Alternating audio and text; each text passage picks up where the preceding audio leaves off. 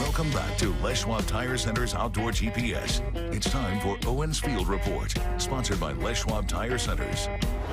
Not a whole lot to report from yesterday. Did get some reports from up and down the coast. Dead, too many leaves, water was off color, and then great fishing. So, I mean, there's certainly some options that are out there. And when we check in with Carly here in just a little bit, you're going to see why this upcoming weekend could be interesting. But my question for her is, how much wind are we really going to get on the coast? Because I did see a forecast this morning of a ton of wind coming in this latter part of the week in excess of 50 miles an hour. So we'll see if we can confirm that when Carly comes up here in just a little bit. But river levels are by far the most interesting thing going through the remainder of the year and, of course, into the beginning of the year because of winter steelhead options that you have up and down the coast and, of course, inland. The Columbia, unfortunately, still not a lot of water out there. Based on the low tide, you're in the twos, for crying out loud. Hopefully that'll start to change as we go forward. It's just taking its sweet time, unfortunately. Over at Bonneville, they are very consistent. Again, I didn't get any reports from up there, and that just tells me that it wasn't all that awesome. Or it could just mean that my buddies that are up there fishing just aren't telling me anything, which wouldn't surprise me in the least bit. They'll call me and ask, but they'll never call and tell. You know who you are. Clackamas, Home River, 13 feet. Yeah, the water's probably perfect, quite honestly. There's probably some silvers running around, and there's probably some options that are to be had out there. And if you love chasing silvers on that particular river system, you better get it out of your system the next couple of years, because guess what? The geniuses that make their decisions are planning on closing down. Actually, they've already made the decision to close down the hatchery on Eagle Creek. But I'm not going to get sidetracked. Up and down the coast, of course, you've got the north coast right here. They'll represent pretty much all of them, depending on how they have dropped. They're going to be very interesting this week. This is going to be an interesting week. That's just really the best way that I can put it on all the systems. If you have experience or rivers that you prefer to chase fish on this time of year, I'd say get that drift boat out or just get out and start beating on the bank. It's that time of year. It's really the best I can say about it. Y'all know me, though. I'm still chasing ducks. It is what it is. Although I might cheat this week with the way the weather is, depending on what that wind forecast is. But at the very least, you can tell, nice fresh fish are going to be drawn into the river systems, and by all means, they should be susceptible to, like our previous caller was saying, good eggs.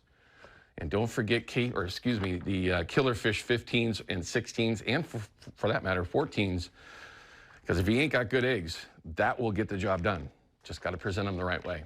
All right, before we get to a few of our phone calls that we have, let's make sure you remember that you've got an opportunity to win a free prize pack from Procure tomorrow morning. Whoever wins, you're going to get a notification from Jason. Just send him that email, jason@procure.com, and you'll be entered in to win that steelhead pack.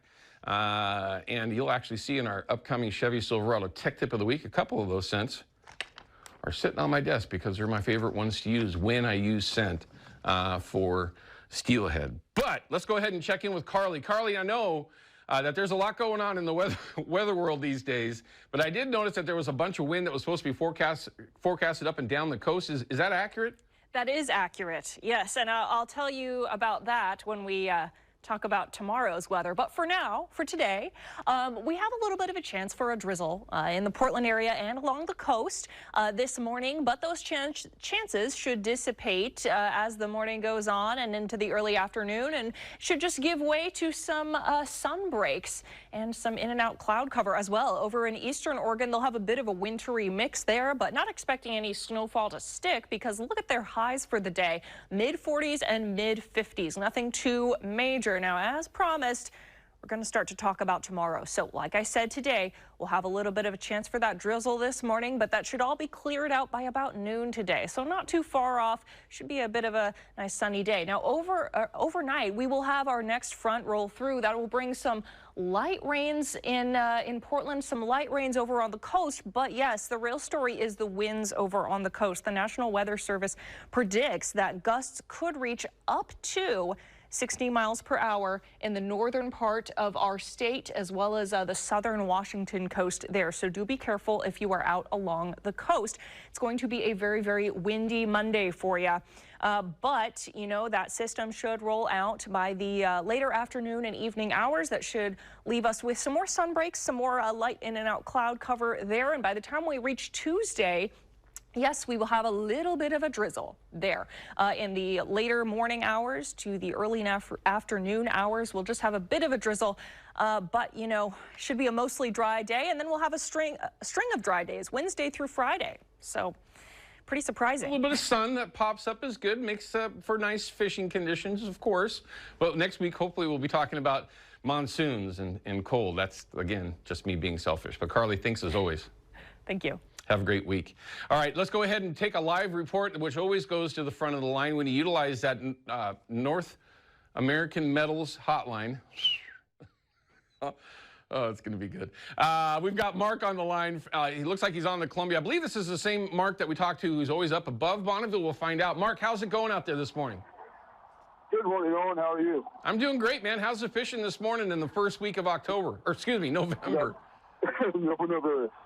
So it is really slow, and it is really windy today. We're at the mouth of the Klickitat.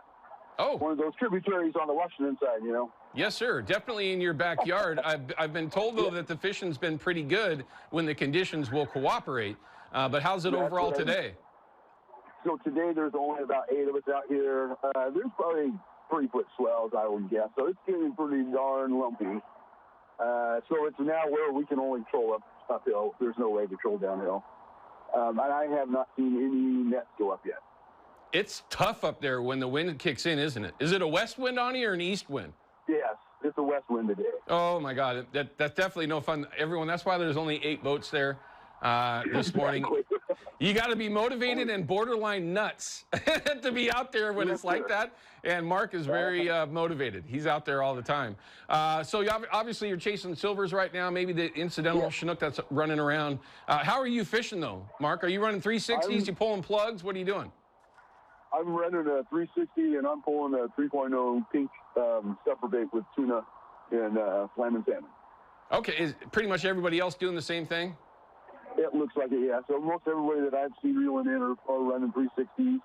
The few people will catch spinners. I think there's only one boat that was when we got here egging, but it's just so rough. There's no way they're gone now. Yeah, that's trying to hover fish in those kind of conditions would have to be brutal. So probably the best bet is just like what you're doing. Dragging those things along the bottom out there in front of the mouth of the Klickitat could be the way to make it happen. But when you're bouncing all over the place, everyone, it does make things difficult. Mark, as always, thank you very much for the report. We appreciate it. You betcha.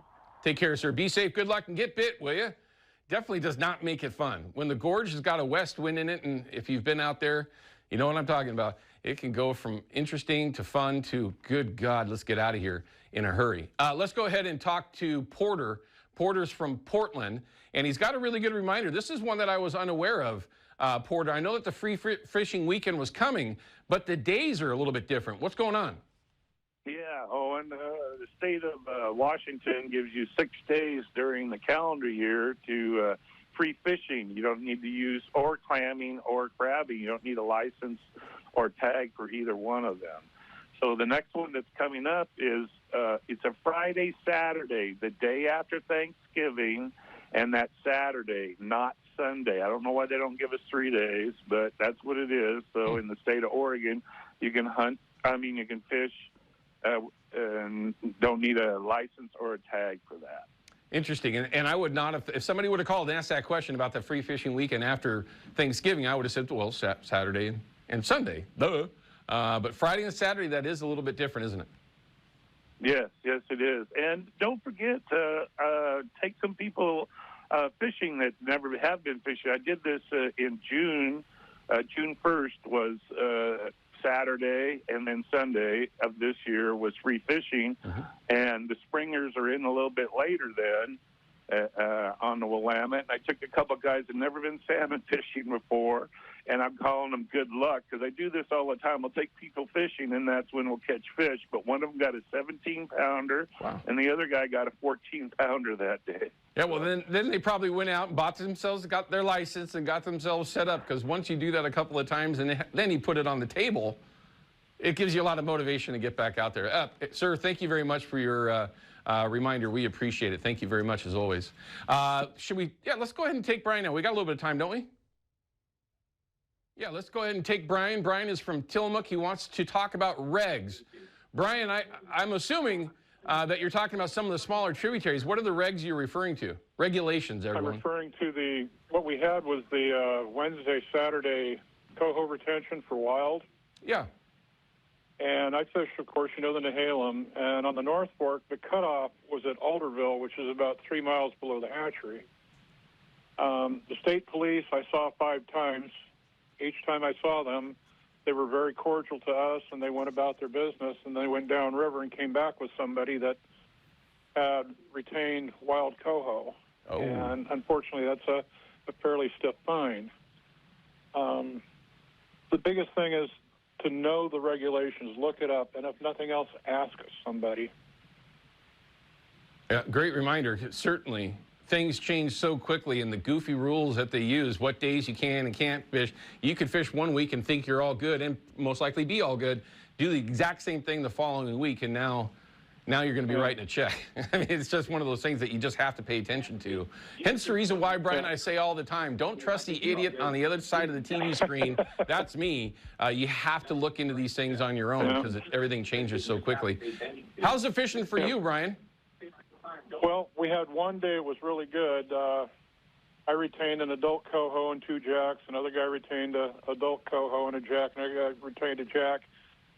And then I netted all the other fish. I netted 9 Chinooks, and they were all dark. We released them all. We released 6 dark native cohos, 5 dark hatchery cohos, and some dark jacks.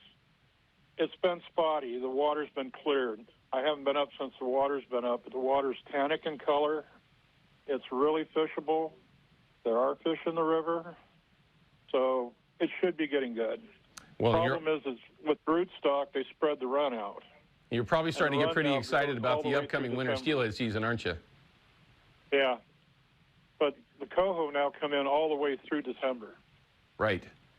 So is it one of those things, Brian, where if you did go out, and this is for a number of the different systems, everyone, but you're just going to have to kind of weed through some of the more off-color fish to find one a little bit chromer? Correct. And there are some really bright fish out there. Sure. There's also some really ruddy fish. Brian, thank you very much for calling and sharing the info. We appreciate it. It is a great reminder as well that you need to pay attention to what those regs are each week, especially up and down the coast these days. Brian, as always, man, thank you very much. We appreciate hearing from you. Yeah, again, listen, it's all about going out and the willingness to put the time and the effort in, knowing, of course, what is and isn't legal as far as the location that you're at. And also, if you're going to catch some fish that are off color, just be nice with them. Don't be scared of having a barbless hook on there if you know you're going to go through some fish to get ones that you want to retain, by all means. And of course, just take care of them. And don't forget, though, that an off-color buck silver, red in color, will still cut just like this Yakima bait shirt. I'm telling you, some of those fish are still very, very good. Hens, not so much. All right, we're going to cut to a break. When we come back, we're going to have your Chevy Silverado Tech Tip of the Week, and we're going to spend a couple segments talking about this. We're going to start out just talking about my 2 favorite rods. The question was, what 2 rods do you like to carry when you go in to chase winter steelhead? I'm going to have that, but we're also going to expand on that to the setup itself, line different setups that I like, and different ways that I like to run feeds. Now, this is all stuff that we've talked about before, but it's the beginning. It's right down the road. It's right on our doorstep, winter steelhead. This is the perfect time to start talking about it. We'll be back with that in just a couple minutes. Outdoor GPS is brought to you by P-Line, because we fish, by Hawken Fishing, perfection in fishing gear, and by Haxton's Canvas and Upholstery, the trusted name of the Pacific Northwest.